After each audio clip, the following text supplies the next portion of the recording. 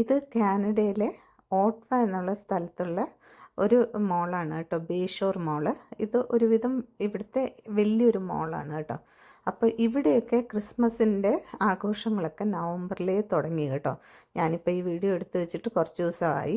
അപ്പോൾ ഒരു November first വീക്കൊക്കെ ആകുമ്പോഴത്തേലേ ഇവിടെ ഡെക്കറേഷൻസും കാര്യങ്ങളും ഒക്കെ തുടങ്ങും കേട്ടോ. അപ്പോൾ ഞാൻ ബേഷോർ മോളിൽ പോയപ്പോഴത്തേൽ അവിടെ ഒരു ഹ്യൂജ് ഒരു ട്രീ ഉണ്ടാക്കി വെച്ചിട്ടുണ്ടായിരുന്നു.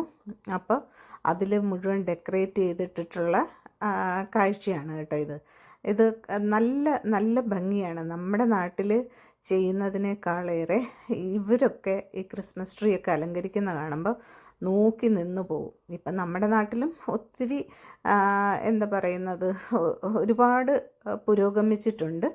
എന്നാലും ഇവരുടെ ആ ഒരു ഇതൊക്കെ ഡെക്കറേഷൻസ് കാണുമ്പോഴത്തേൽ ഒരു പ്രത്യേക ഭംഗി ഫീൽ ചെയ്യുന്നുണ്ട് കേട്ടോ. അപ്പോൾ ഫുള്ളായിട്ട് ബേഷോർ മോളിലുള്ള ആ ഒരു ക്രിസ്മസ് ട്രീയും ഇതിൻ്റെ അകത്ത് ഇനി സാന്റാക്ലോസ് ഈ ക്രിസ്മസ് അടുക്കുന്ന സമയമാകുമ്പോഴത്തേലും ഇവരുടെ ഒരു ട്രഡീഷനുണ്ട്. ഇങ്ങനെ പാരൻസ് കിഡ്സിനെ കൊണ്ടുവന്ന് ഇതിലിരുത്തി ഇങ്ങനെ ഫോട്ടോ എടുക്കും കേട്ടോ. ഇപ്പോൾ സാന്റാക്ലോസും ഉണ്ടാവും, അവരുടെ കൂടെ ഇരുത്തി ഫോട്ടോ എടുക്കും. ഇത് എൻ്റെ മൂത്ത മോളും ഞാനുമാണ് കേട്ടോ. അപ്പോൾ ഞങ്ങൾ രണ്ടുപേരും കൂടിയാണ് വന്നത്. അപ്പോൾ അതിൻ്റെ മുന്നേയൊക്കെ നിന്നിട്ട് ഫോട്ടോയൊക്കെ എടുത്തിട്ടുണ്ട് കേട്ടോ.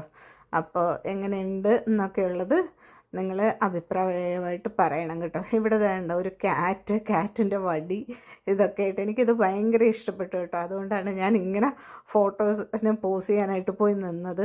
അല്ലെങ്കിൽ എനിക്കങ്ങനെ ഫോട്ടോസ് പോസ് ചെയ്യാൻ വലിയ ഇഷ്ടമൊന്നുമില്ല. അപ്പോൾ ഇനി